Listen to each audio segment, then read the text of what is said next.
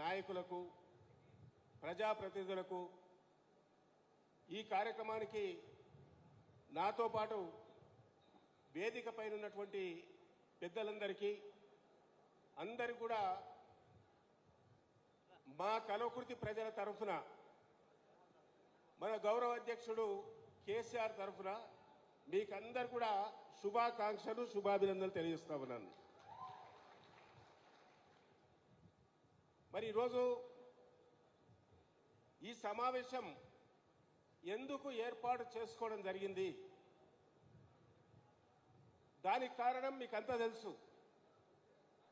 మేమంతా రావడం కూడా పార్టీ అధ్యక్షుని ఆదేశం ప్రకారమే రావడం జరిగింది. ఇవాళ కంటికి రెప్పలాగా మీ అందరినీ కాపాడుకోవాల్సిన బాధ్యత ఈరోజు వేదికపై ఉన్నటువంటి మా అందరిపైన ఉందనే విషయాన్ని కూడా ఈ సందర్భంగా తెలియజేస్తా ఉన్నాను. అచ్చంపేట నియోజకవర్గం మొత్తం పాలమూరు జిల్లాలో చాలా ప్రేమ ఉన్నటువంటి నియోజకవర్గం. నేను ఎన్టీఆర్ కాలం నుంచి పెద్దలు మహేంద్రనాథ్ గారు ఇక్కడ ప్రాతినిధ్యం వహించినప్పటి నుంచి కూడా అచ్చంపేటకు మా కల్వకుర్తికి అవినాభావ సంబంధం ఉంది. ఈ రెండు కూడా కవల పిల్లలు, కల్వకుర్తి అచ్చంపేట కవల పిల్లలు, ఒక్కటే తల్లికి పుట్టినటువంటి కవల పిల్లలని ఈ సందర్భంగా తెలియజేస్తా ఉన్నాను. ఈ కవల పిల్లలను కాపాడుకోవాల్సిన బాధ్యత ఈరోజు కేసీఆర్ గారి దూతలుగా వచ్చిన ఈ వేదిక పైన ఉన్నటువంటి పెద్దలందరిపైన ఉందనే విషయాన్ని ఈ సందర్భంగా తెలియజేస్తా ఉన్నాను. పాత పాలమూరు జిల్లాలో ఉన్నటువంటి నాయకత్వం మనందరం కూడా సమన్వయంతో పనిచేస్తే ఎక్కడ కూడా మనము విభేదాలు లేకుండా పనిచేస్తే భవిష్యత్తు రోజులు మళ్ళీ టీఆర్ఎస్ పార్టీకే ఉంటుందనే విషయాన్ని ఈ సందర్భంగా తెలియజేస్తా ఉన్నాను. ఈ అచ్చంపేటకు నేను చూసినప్పటి నుంచి కూడా రిజర్వేషన్ ఉన్నప్పటికీ స్థానికంగా ఇక్కడ ఆ రిజర్వేషన్ తీసుకునే అటువంటి నాయకత్వం లేనప్పటికీ కూడా బయట నుంచి ఎంతో మంది వచ్చారు. మహేంద్రనాథ్ గారు ఇక్కడ పోటీ చేయడం జరిగింది.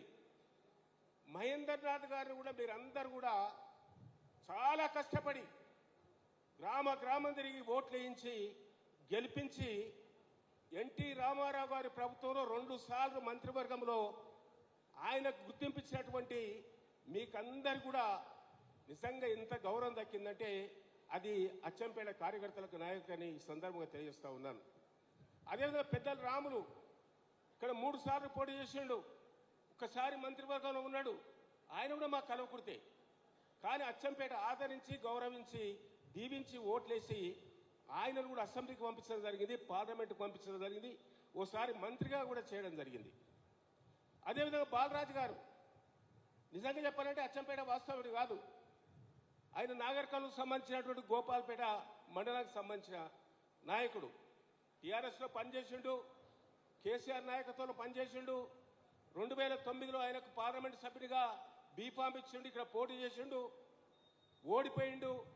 ఓడిపోయినప్పటికీ కూడా మళ్ళీ కేసీఆర్ గారి దగ్గర తీసుకొని ఆయనకు 3 సార్లు మళ్ళా ఎమ్మెల్యే టికెట్ ఇచ్చి 2 సార్లు టీఆర్ఎస్ ప్రభుత్వం తరఫున మీరందరూ గెలిపించిన ఘనత మీకే దక్కిందనే విషయాన్ని ఈ సందర్భంగా తెలియజేస్తా ఉన్నాను.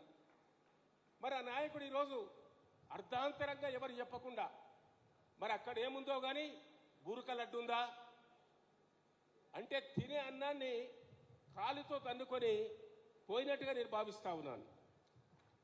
ఈరోజు ఇంతమంది అక్కడ అమరాబాద్ మొదలుకొని పదిన మొదలుకొని మున్ననూరు కావచ్చు, మద్దిమడ కావచ్చు, ఆ ప్రాంతం నుంచి ఇక్కడ చారగొండ, ఒంగూరు, ఉప్పునుంతల, లింగాల, బల్మూరు, అచ్చంపేట మున్సిపాలిటీ నుంచి ఒక్క పిలుపుతోటి మీరందరూ కూడా ఇంత పెద్ద ఎత్తున వచ్చి మేమందరం కూడా టీఆర్ఎస్ పార్టీకి అండగా ఉంటాం, కేసీఆర్ గారి నాయకత్వంలో పనిచేస్తాం, రేపు కేసీఆర్ గారు ఏ ఆదేశం ఇచ్చినా ఆదేశాన్ని కట్టుబడతాం, తప్పకుండా పార్టీని మళ్ళీ గెలిపించుకుంటామని చెప్పి వచ్చిన మీ పాదాలకు అందరూ కూడా మనస్ఫూర్తిగా నేను దండ చేస్తా ఉన్నాను.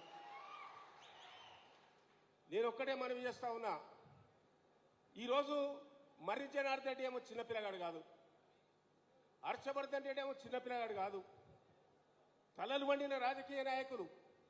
నేనైతే ఎన్టీ రామారావు ఉన్నప్పుడు మహబూబ్నగర్ జిల్లాకు అధ్యక్షుడు పనిచేసిన, అనేక పదవులు చేసిన. ఏదో గువ్వరాజు బాలరాజు పోతే మేమంతా కూడా పార్టీ విడిచిపెట్టిపోతున్నారని ప్రచారం జరిగింది. అది నిజమా? ఖండించాం, మేము ఛానల్స్లో ఖండించినాం, ప్రింట్ మీడియాలో ఖండించినాం. అంటే మాకు రాజకీయ అవగాహన లేదా? మేము రాజకీయ నాయకులం కాదా? కేసీఆర్ గారంటే ఏమనుకుంటారు? కేసీఆర్ అంటే తెలంగాణ రాష్ట్రాన్ని సాధించిన గొప్ప నాయకుడు, మహానాయకుడు. కేసీఆర్ గారు ఒక వ్యక్తి కాదు, మహాశక్తి. కేసీఆర్ గారు కారణ జన్ముడు. తెలంగాణ సాధించినటువంటి మనకందరూ కూడా బానిస సంఖ్యలు తెంపినటువంటి మహానాయకుడు. కాబట్టి ఆ మహానాయకుడిగా రేపు భవిష్యత్తు ఉంది. ఆయన మళ్ళీ ముఖ్యమంత్రి అవుతాడు. కేసీఆర్కు ఉన్నటువంటి నాలెడ్జ్ కానీ, తెలివితేటలు కానీ, చదువు సంధ్య కానీ అసలు రేపు వచ్చేటువంటి ఎన్నికల్లో ముఖ్యమంత్రి అవుతాడు. వచ్చే భవిష్యత్తులో భారతదేశానికి ప్రధానమంత్రి అవుతాడు. దాన్ని దృష్టిలో పెట్టుకొని మనమందరం కూడా, పార్టీ తల్లి లాంటిది, తల్లిని ఏ విధంగా కాపాడుకుంటామో ఆ విధంగా పార్టీని కూడా కాపాడుకోవాల్సిన బాధ్యత ఉంది. ఇప్పుడే అమరాబాద్ నుంచి వచ్చిన మా సోదరుడు చాలా చక్కగా మాట్లాడిండు. తల్లి పాలు దాగి తల్లి రొమ్ముకు తినట్టు. కొంతమంది పార్టీని నమ్ముకుంటారు, కొంతమంది పార్టీని అమ్ముకుంటారు. అమ్ముకునే కోవాలో మన నాయకుడు వెళ్ళిపోయిండు. కాబట్టి దయచేసి మనమందరం కూడా ఈరోజు ఏకతాటిపైకి వచ్చి ఇంకా అచ్చంపేట నియోజకవర్గంలో ఉన్నటువంటి గ్రామాల్లో ఉన్నటువంటి వారికి మనమంతా కూడా అర్థమయ్యే విధంగా అవగాహన కల్పించి చైతన్యపరిచి ఇంకా పార్టీని పటిష్టం చేసుకొని, ఇప్పుడే మన నాయకులు కోరినట్టుగా రేపు స్థానిక సంస్థల ఎన్నికలు వస్తే గ్రామ వార్డు నుంచి, సర్పంచ్ నుంచి, జడ్పీటీసీ, ఎంపీపీ, ఎంపీటీసీలు, మున్సిపల్ చైర్మన్, కౌన్సిలర్ కూడా 100% గెలిపించుకుంటే ఈ కన్నులు మూసుకుపోయి మన నుంచి పోయినటువంటి నాయకులకు బుద్ధి వస్తుందనే విషయాన్ని ఈ సందర్భంగా నేను తెలియజేస్తా ఉన్నాను. ఇక కాంగ్రెస్ పార్టీ గురించి మీరు అంతా చెప్పారు, నేను మళ్ళీ చెప్పాల్సిన పని లేదు. ఇలా పండు ముసలి మొదలుకొని పసి పాప కూడా ఈ కాంగ్రెస్ దొంగ గ్యారంటీలు, ఈ రాక్షస పరిపాలన ఏ విధంగా ఉందో అర్థమైపోయింది. ఎప్పుడు ఓట్లు వస్తాయో, ఎప్పుడు కారు గుర్తులు గెలిపించాలని ప్రజలు సిద్ధంగా ఉన్నారు, కార్యకర్తలు సిద్ధంగా ఉన్నారు. పార్టీ రైతాంగం కూడా, అన్ని కులాల వారు కూడా తిరిగి బీఆర్ఎస్ పార్టీ గెలవాలి, కేసీఆర్ గారు ముఖ్యమంత్రి కావాలని చెప్పి కంకణం కట్టుకొని ఉన్నారనే విషయాన్ని ఈ సందర్భంగా నేను తెలియజేస్తా ఉన్నాను. కాబట్టి ఈరోజు మీరు ఇచ్చినటువంటి సూచనలు, సలహాలు బాగా ఉన్నాయి. మరి మర్రి జనార్దన్ రెడ్డి గారు ఇన్ఛార్జ్ అంటారు. మరి కేసీఆర్ గారు నిర్ణయం తీసుకొని రేపు భవిష్యత్తు కూడా దృష్టిలో పెట్టుకొని మీకు ఒక్కటే మనవి చేస్తున్నా, జమిలీ ఎలక్షన్లు రాబోతున్నాయి, డీలిమిటేషన్ రాబోతుంది, రీఆర్గనైజేషన్ రాబోతుంది, మహిళలకు రిజర్వేషన్ రాబోతుంది, 2027, 2028, 2020 ఎన్నికలు రాబోతున్నాయి. అచ్చంపేట రిజర్వేషన్ ఉంటుందా, జనరల్ అవుతుందా, నాగర్ కర్నూలు ఏమవుతుంది, కల్వకుర్తి ఏమవుతుంది? ఈ విధంగా పెరిగినటువంటి స్థానాలు 119కి 175 కాబోతున్నాయి. పార్లమెంటుకు 17 నుంచి 25 కాబోతున్నాయి. కాబట్టి ఇక్కడ కూడా అవకాశాలు రావచ్చు. కాబట్టి మీరందరూ కూడా సమిష్టిగా, సంఘటితంగా, సమన్వయంతో పనిచేసి రేపు భవిష్యత్ అచ్చంపేట